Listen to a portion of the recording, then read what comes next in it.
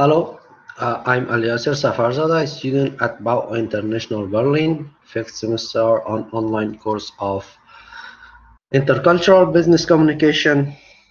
For assignment one, I'm gonna do a presentation of about intercultural communications in international supply chains. In this presentation, I'm gonna talk about a little introduction about this presentation, what I'm gonna talk about in the first place, then I'll continue to international supply chains, definitions, and its challenges, and then to the role of culture and intercultural competence development, then to cultural differences over the world from the language, cultural rules, cultural habits, and its problems, and then we'll talk about a little solution about them, what can we do to solve it and to avoid this inconvenience. Then we'll go on to conclusion of a total of this presentation. So with the development and more getting involvement of global value chains, the many misunderstandings due to different cultural habits and cultural rules, customs, and even more of different languages are relevant to this issue. Studies show that lack of intercultural competence, intercultural knowledge results in enormous losses and frictions on negotiations to the sales and customer relationships. Despite of this merits of training of seminars that lots of international companies makes to make sure that this not gonna happen, still there's insufficient that is insufficient, and there are lots of challenges to solve with just a simple training. What we also need is a different perception of information management system about how to do it, which only not provide proper information transfer, but also like contextual awareness on cultural differences and ambiguities of loss of its customs. The discussion of requirements for this solving these consequences of cultural issues is on the design of proper communication management. It will be a conceptual approach in this my presentation to explore findings from psychology, sociology, international organizations, and cultural management of these organizations. So, what is supply chain, and mainly global supply chains management and itself?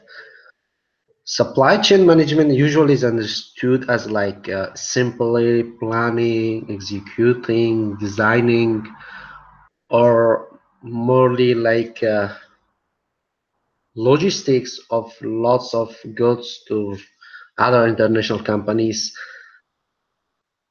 due to multiple supply chain partners to deliver like products of the right design in the right quantity at the right place at the right time. This also means integration of manufacturing and logistics along the chain.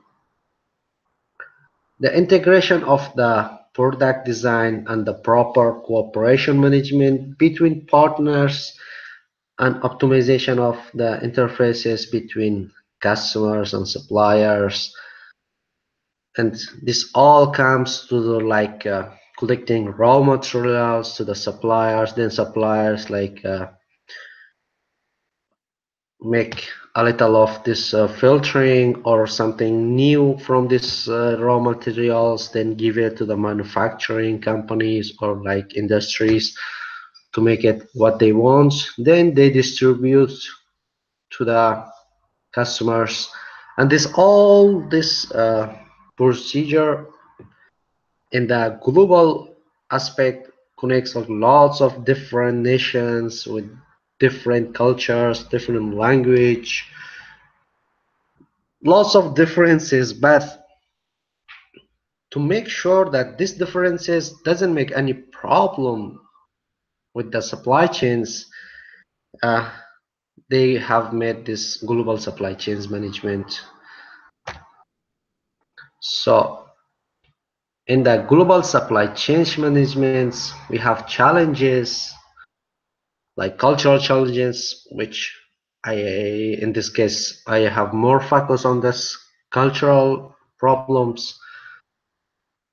Firstly, we have cultural distance between the country of origin and the country of destination.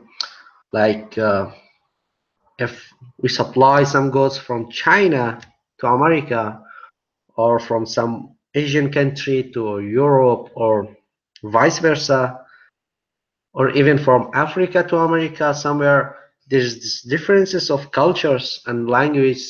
We need to take in less to make sure we are doing good in our business. For example, if an African country supplies like chocolate or cacao to this European companies, this European company has a different culture aspect of communications, talking like what do we know about Germany is like it's very straight on talkings, no negotiations on the price so much. They are very strict on the products, aspects, details, which is somehow I read in an article in the online website about some customs of selling goods in Africa. Like they do negotiate a lot. They do talk about. They may hide some aspects of the goods, which makes a little of ambiguous of selling procedure. And when these two culture types comes together, this makes lots of problems. And even speaking, like if you make a contract with a Spanish company, they are more like their talkings are more emotional, their talkings are more friendly, vice versa of France, which is more like straight ahead to the topic, straight ahead to the main issue of doing business. The second one is intercultural competence in a country, and then the misunderstandings and emotions rooted in different values, beliefs, and cultural procedures. And even in some companies, like these cultures are very connected with religions. Like if you see lots of uh, Middle East countries, which is Islamic countries, and in their business they have rules uh, which are connected to their business. The origin is from their religion, and it makes a little hard to do business, like taking off interest, giving off interest, and which is forbidden in their culture, in their law, in their everything to do that. And when they do a business with a European country, that aspects may result of a disagreement with the companies to connect with each other. Despite this, there's a lean on supply chain management. The whole chain is compromising of what we talk about 7 layers of suppliers, distributors, and who are getting the goods. And a lean on supply chain also means like optimized chain where a seemingly material flow is governed by a reverse material flow, which is somehow very hard to take in a topic.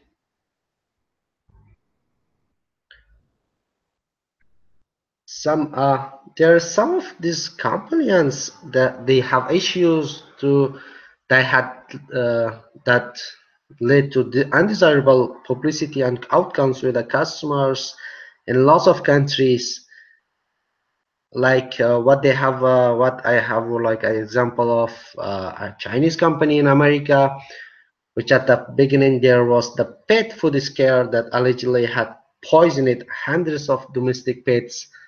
Then toy manufacturers that outsourced to Chinese suppliers had to recall significant numbers of toys due to the high level of lead and other unsafe features.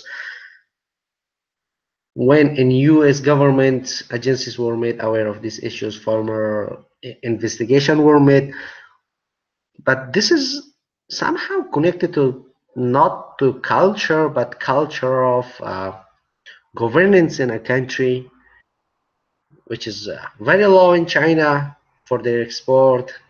It's obvious, like many China products, which they have to, they don't care, just they produce and export it. And that had a very high consequence in America. So then there is the role of cultural and intercultural competence development.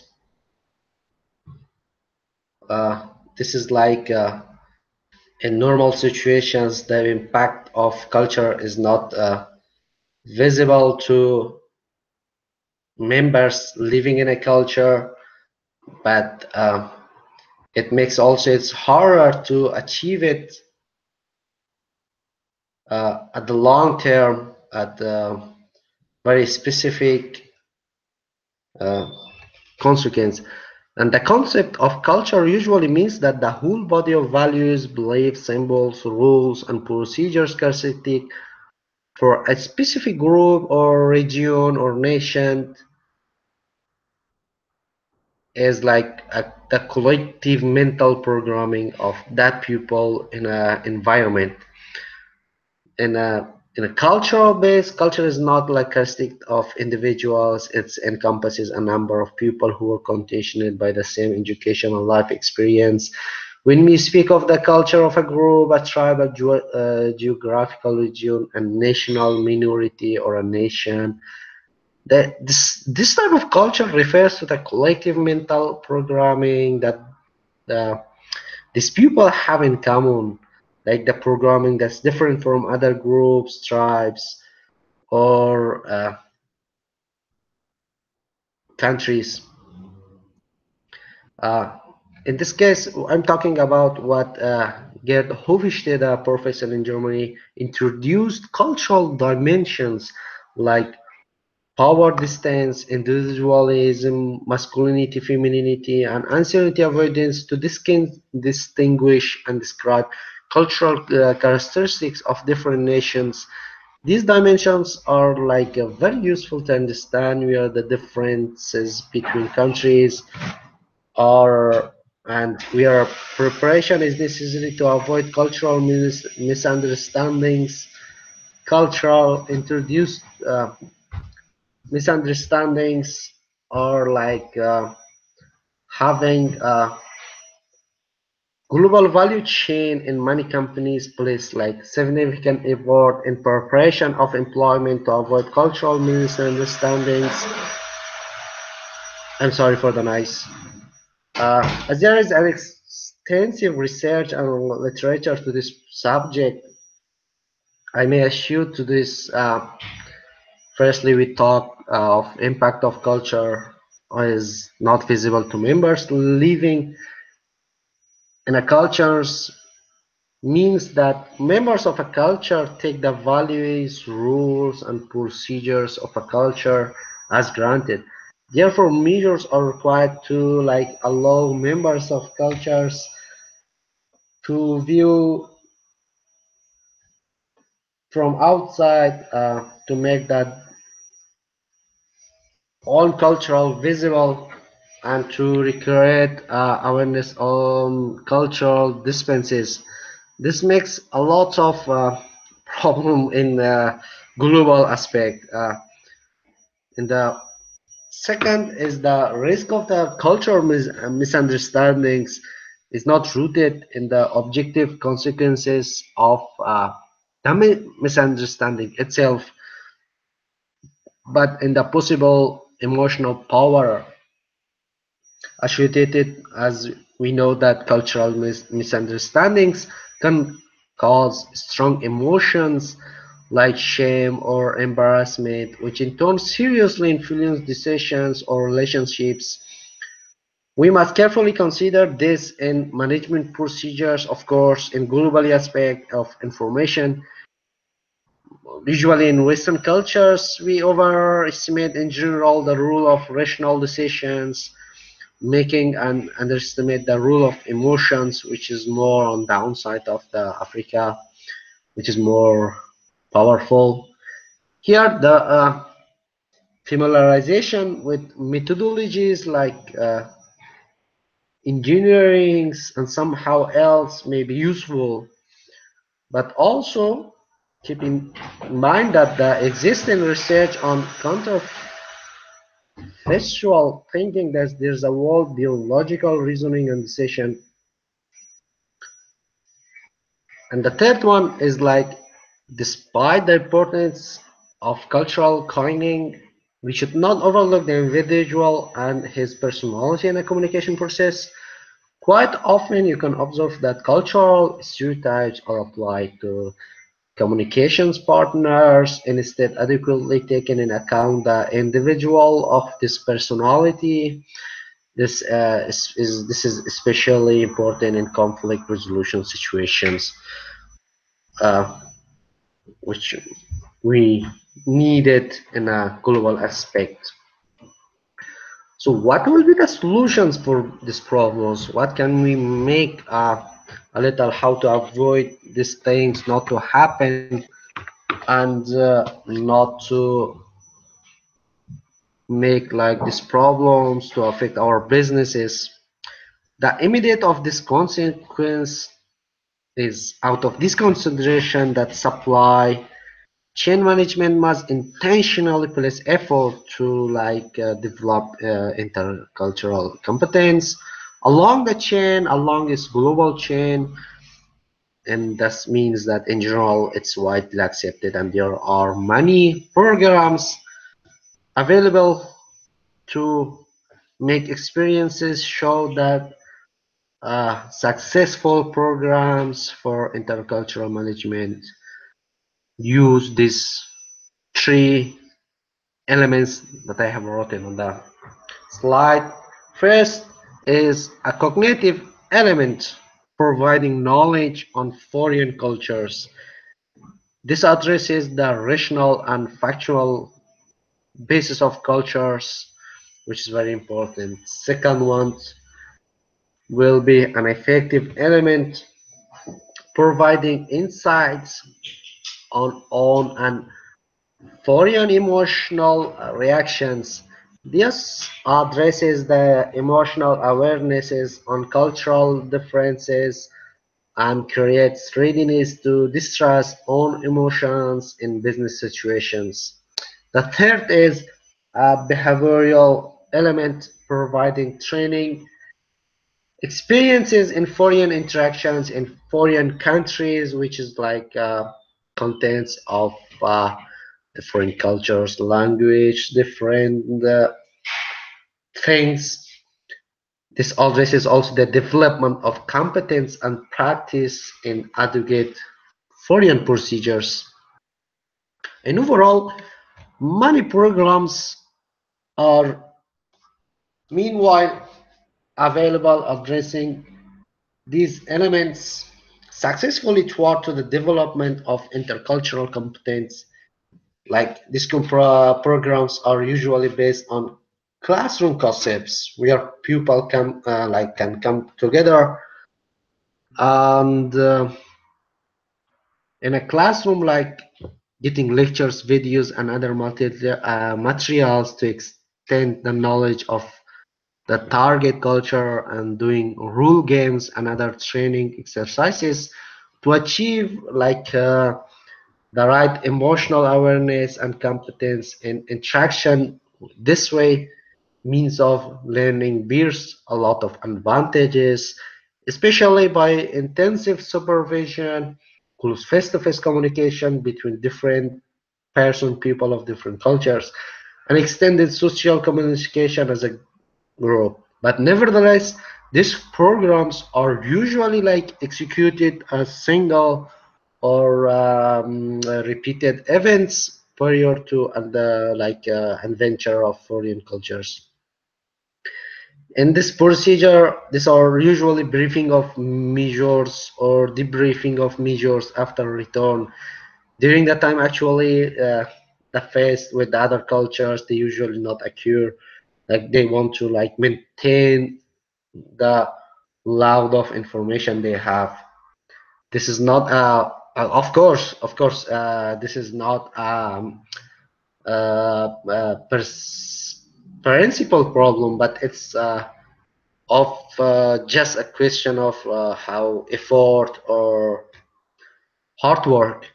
It's too expensive, like to call participants from all over the world regularly together, or to send frequently competence development, even for uh, even for small companies affordable. It's therefore desirable, but to provide on the job training facilities to allow affordable. It's therefore desirable to provide on the job learning facilities to allow continuous reflections of and hence on a continuous improvement of intercultural development. By this end of this thing, the development and application of learning of this procedure is not only justified but saving lots of money, but also mm, by saving, by earning and making lots of profits out of it. And it's recommended by the methodological argument that uh, competence development is like a matter of growth, improvement in a company, and more on. More usually, which again is a function of time and continuous works, and more also on the face-to-face meetings that have unbeatable advantages. Like let's think of different nations, companies which managers from different nations come together and they come on a meeting of doing business done, but there's lots of efforts not to be done on the course of different situations of differing perception. There is a logic of proper information supply, which is considered as a key element, global supply chain management. But despite this improvement, the challenge is far away from being solved. Like practitioners from lots of different countries complain about about the weak performance of the how its procedure is done. But it depends more on the companies, how they do their job, how they solve situations, how they make the situations. And next, I'm gonna talk about this simplified situations where information management or uh, information management in a global aspect may have like part numbers, quantities, and deliver addresses from lots of differences. But this communication based on this procedure, which is usually global, we need to make these procedures to solve it all in a overall competence of not only this, but morely on global aspect of each country. So now we are coming to the conclusion of this term paper. What we had talked about till now, what was uh, wholly this presentation about. The immediate conclusion from the finding above is that global supply chain management systems requiring additional communication capabilities, addressing communications as process creating mutual understanding of uh, pupils from or managers or employees from different cultures, different beliefs, different language, and acquaintance with thinking and feeling of communications partners in a supply chain. These communication systems must be uh, very advanced. Like firstly, we talked about what is globalized supply chain management, what is its challenges.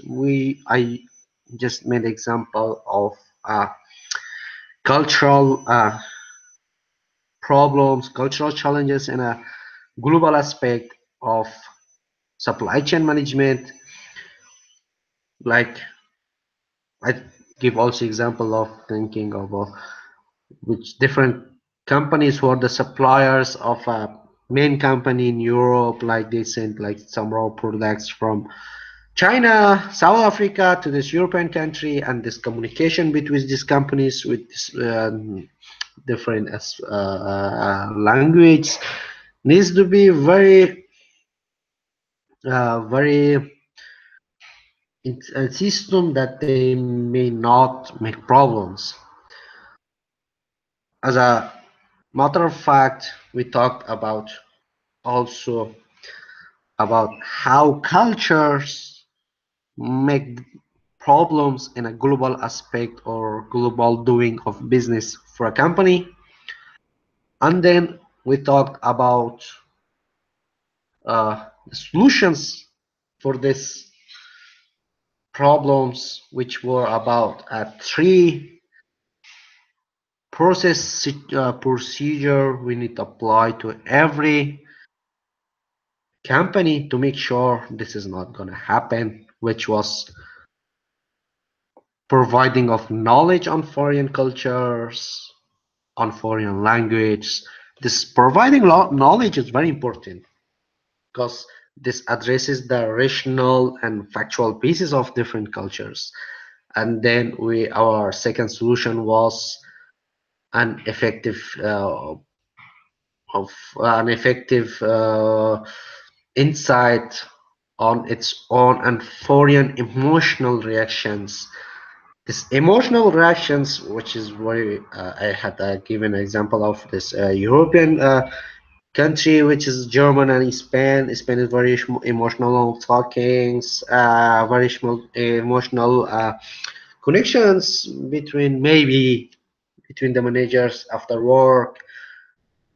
But a German company, which is they are very straight to the topic, may make problem, and this always also the emotional awareness on cultural differences of like different lots of countries far away, even Korean companies.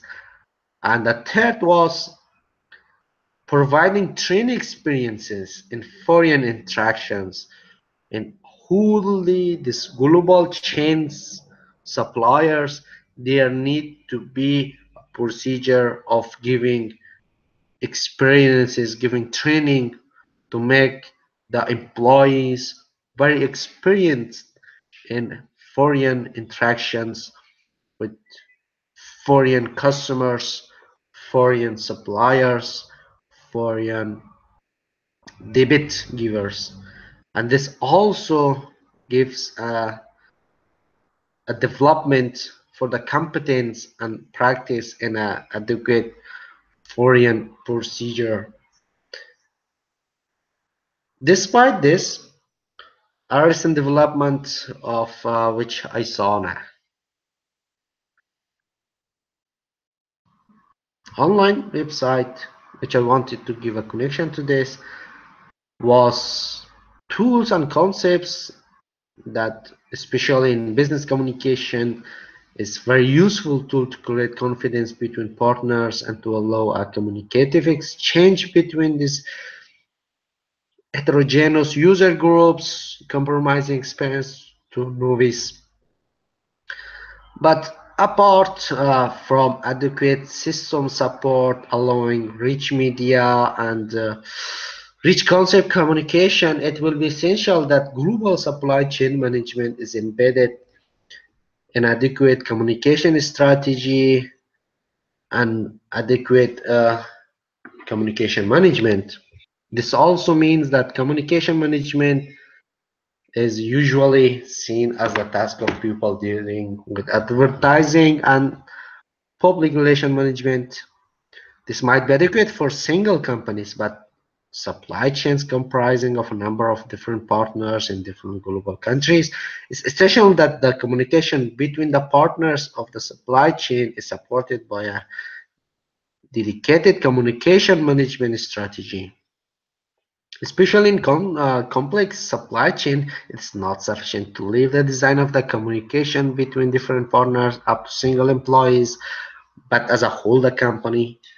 It's the duty of each company to staff their employees with that, like communication strategy, as well as procedures, trainings, how to perform these communications, and to make it successfully done and coherent.